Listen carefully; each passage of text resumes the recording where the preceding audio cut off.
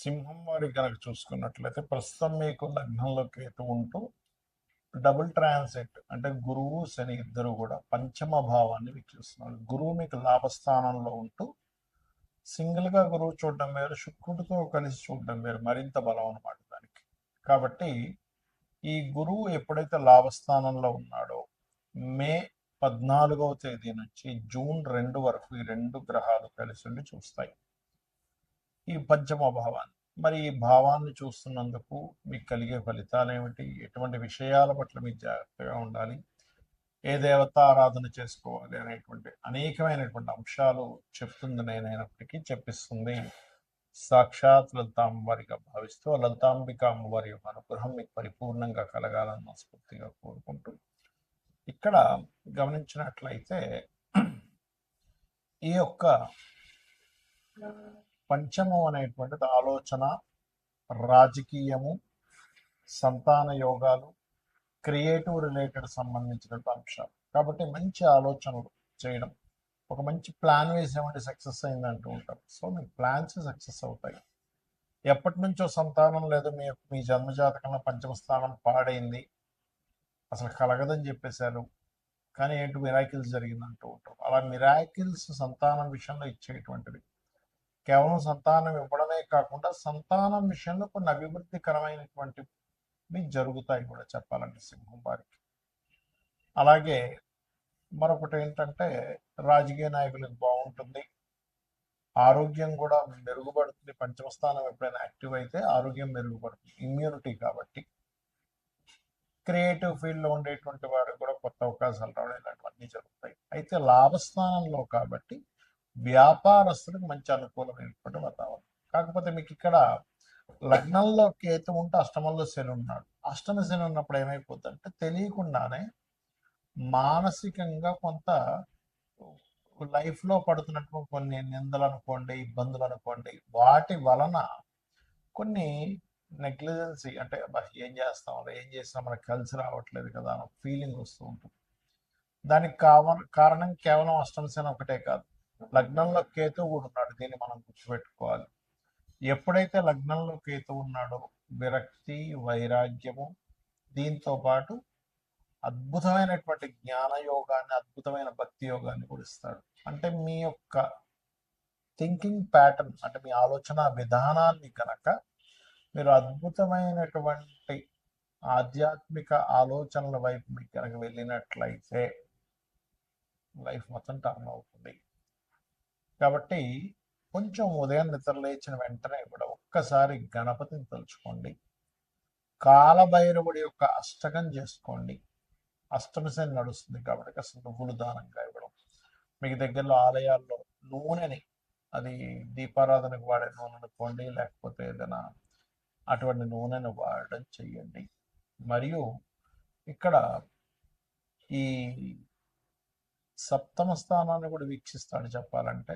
కాకపోతే సప్తమంలో రాహు ఉన్నందుకు విదేశీ సంబంధాలే మీకు బాగా కుదరడం జరుగుతుంది. ఈ గ్రహాల యొక్క కలయికలు మన జన్మజాతకంలో కూడా ఏర్పడుతుంటాయి. మొత్తం 2 గ్రహాల కలయికలు 35 కాంబినేషన్స్ ఉంటాయి, గుర్తుపెట్టుకోండి. ఇందులో ఫలకృతం ఇచ్చేటువంటి కాంబినేషన్ ఉంటుంది, మధ్యస్థంగా అంటే ఆ యొక్క కాంబినేషన్ మీకు మంచి చేస్తుంది, కొంత ఇబ్బంది ఇస్తుంది, కొన్ని బాగా ఇబ్బందిని ఇచ్చేటువంటివి ఉంటాయి. ఆ 35 కాంబినేషన్స్లో మంచివి ఇచ్చేవి ఎలాగో మనకి పెద్దగా ఇబ్బంది పడాల్సిన అవసరం లేదు. గురు శుక్రులు, శుక్రబుధులు, లేకపోతే శని శుక్రులు, రాహువు శుక్రుడు, ఇలా రకరకాల కాంబినేషన్స్ ఉన్నాయి మంచి ఇచ్చేవి. గురువు రవి ఉంటే ఇంట్యూషన్ పెరుగుతుంది, ఆ జీవాత్మ సంయోగం అంటే ఇలాగా ఉన్నాయి. మరి మీడియంగా ఉండేవి కొన్ని ఉంటాయి, కానీ ఇబ్బంది ఇచ్చేవి కొన్ని ఉంటాయి. అంటే శనికేతు, అంటే వాళ్ళకి ఎప్పుడైనా శనికేతు ఎవరికైనా ఉన్నప్పుడు వాళ్ళు ఉద్యోగం చేయకూడదు, గుర్తుపెట్టుకోండి. అది 159 యాక్సెస్లో ఉన్నా, కలిసి ఉన్న 159 యాక్సెస్లో ఉంటే కొంత 75% పనిచేస్తుంది, కలిసి ఉంటే 100% పనిచేస్తుంది. అలాంటప్పుడు వాళ్ళకి దేని ద్వారా ధనయోగం ఉందో చూసుకుని వ్యాపారంలోకి వెళ్ళిపోవడం మంచిది. ఎందుకంటే స్వేచ్ఛాయోగం అంటారు శనికేతువుల కలయిక. కాబట్టి వ్యాపారం చేస్తూ ఉండాలి శనికేతువులు ఉంటాయి. కొంతమంది కుజరాహువులు ఉంటారు, విపరీతమైన అగ్రెసివ్. అలాంటి వాళ్ళు మీరు గొడవలకి వెళ్ళకపోతేనే మీరు అభివృద్ధి చెందుతారు, లేకపోతే గొడవ అవుతూ ఉంటుంది ఎప్పుడు కూడా. శని కుజ, ఇది కూడా ఒక మాట, తప్పు చేయరు వీళ్ళు, మాట అంటే పడరు. శని కుజులు ఉంటే కూడా అగ్రెసివ్, గొడవ పెట్టేసుకుంటారు. అంటే ఏమీ లేదు, ఒక ఎనర్జీ ఫామ్ అయినప్పుడు ఆ ఎనర్జీ ఫలితం ఇవ్వాలి. ఇప్పుడు మంటలో పెట్రోల్ వేసాం, భగ్గుమని మండుతుంది, వాటర్ వేసాం, ఆరిపోతుంది. అంటే కాంబినేషన్స్ అయితే మనకు ఆయుర్వేదంలో కూడా ఉంటుంది, ఈ దీన్ని దీంతో కలపొచ్చు, లేకపోతే ఈ ఫుడ్తో ఈ ఫుడ్ తినకండి అని చెప్తూ ఉంటారు కదా.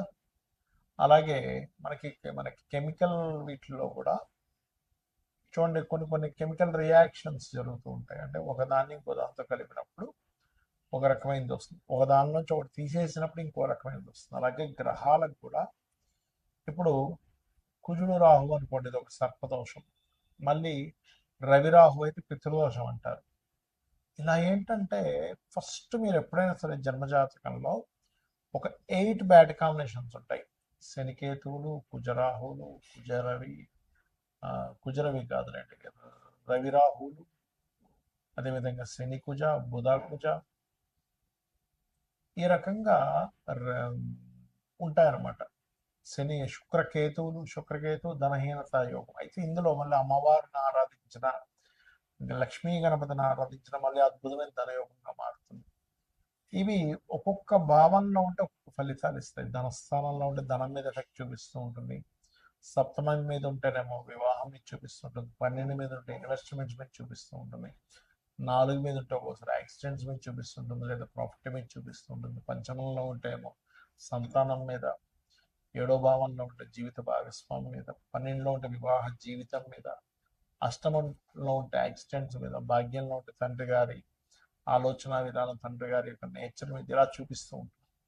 అయితే ఇక్కడ ఈ కాంబినేషన్ ఉన్నంత మాత్రం చేత మనం భయపడ్డాం కాదు, ఆ కాంబినేషన్ ఉన్నటువంటి మహాదశ వచ్చిందా లేదా, ఆ కాంబినేషన్ ఎంత బలంగా ఉంది. ఒక్కోసారి మన గ్రహాలు చూడడానికి రెండో ఒక రాశిలో ఉన్నట్టుంటాయి, ఇదేమో 1 డిగ్రీలో ఉంటుంది, ఏదో 29 డిగ్రీలో ఉంటుంది, అప్పుడు కలవదు. ఎందుకంటే చాలా ఎక్కువ డిగ్రీలు ఉంది కాబట్టి మీకు అది కనీసం 10 డిగ్రీల లోపల ఉండాలి. 10 డిగ్రీలు మేము ఉంటేనే దాని ప్రభావం ఎక్కువగా ఉంటుంది. లేదా ఒక్కొక్కసారి పక్కపక్క రాశిలో ఉన్నట్టుంటాయి, కానీ ఇదొక రాశి అదొక రాశిలో నక్షత్ర సంబంధం ఉంటుంది.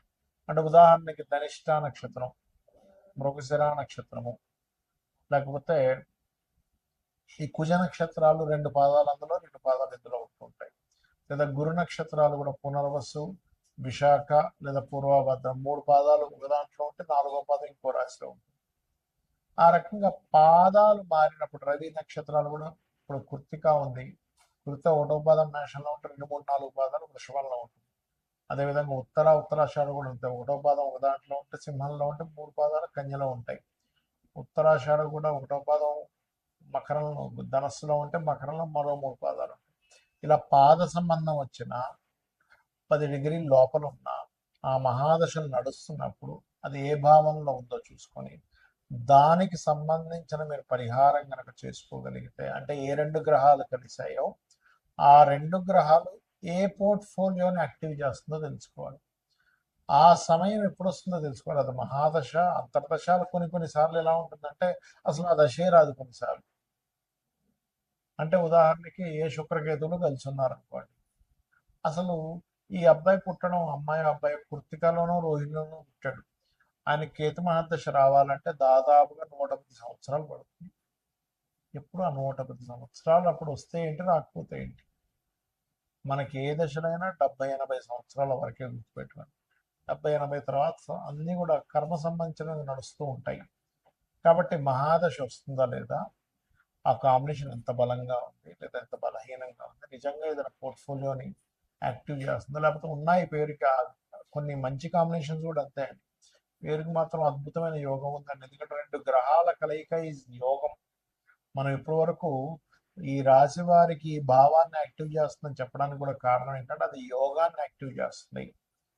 కాబట్టి మీకు ఏదైనా ఇప్పుడు నేను చెప్పినటువంటి కాంబినేషన్స్లో ఏదైనా ఫలానా భావంలో ఉంది, ఆ మహాదశ నడుస్తుంది, అంటే శుక్రకేతులు కలిసిన శుక్రుడు దశ కానీ కేతు దశ కానీ నడుస్తుంటే అది యాక్టివ్ అయిపోతుంది. లేదా శుక్రుల్లో కేతు, లేదా శని కుజులు కలిసినారు, శనిలో కుజులు లేకపోతే కుజుల్లో శని యాక్టివ్ అవుతూ ఉంటుంది. అదేవిధంగా రవి రాహు రాహువు, కుజుడు, శనికేతువులు, ఇలా అది యాక్టివ్ అయినప్పుడు దానికి సంబంధించిన దానం ఇవ్వండి. ఖచ్చితంగా మీరు చాలా పెద్ద ఎఫెక్ట్ నుంచి బయటపడతారు. దానికి సంబంధించిన దానం ఇవ్వడం. ఇప్పుడు శనికేతులు ఉన్నారు, వెంకటేశ్వర స్వామి ఆలయానికి వెళ్ళడం. కుజరాహులు ఉన్నారు, నరసింహస్వామి లేదా దుర్గా ఆలయానికి వెళ్ళడం. రవిరాహులు ఉన్నారు, పితృదేవత ఆరాధన చేయడము మరియు సూర్యాలయాలు, దుర్గాలయానికి వెళ్ళడం. బుధకుజులు ఉన్నారు, విష్ణు సహస్రనామాలు చదువుకోవడము మరియు లక్ష్మీ నరసింహస్వామి ఆరాధన కూడా చేసుకోవచ్చు అక్కడ. మరియు అదేవిధంగా కుజరాహులు ఉన్నారు, నరసింహస్వామి ఆరాధన చేయడం లేదా రుద్రం చదువుకోవడం. ఇవి చేసినట్లయితే ఖచ్చితంగా మీకు అన్ని విధాలా బాగుంటుంది.